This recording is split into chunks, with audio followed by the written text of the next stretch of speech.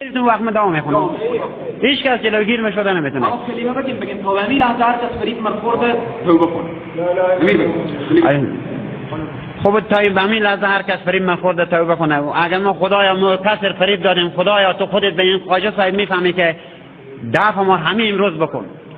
به این زندگی که مثلا ازی اگر ما خواستیم که یک نفر به عنوان فریب ما فریب بدیم، خدای خود بزرگوار هست اینجا که حاجت به ما و هیچ کدوم ما نکرده، هیچ کدوم نکرده.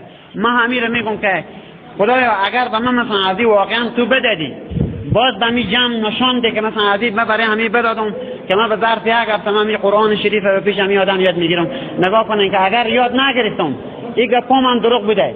همین 1400 نفر که مثلا ازی به نام اولاد بیاموزه که مثلا ازی دعایی کردم اولاد دار شده، 1400 نفر یکی کم آوردم به داخل مسجد خواجه صاحب، بگین تو اصلا هیچی نیست. این جمله‌ای که اول شما نگفتیم دوباره کلمه عرض کنید.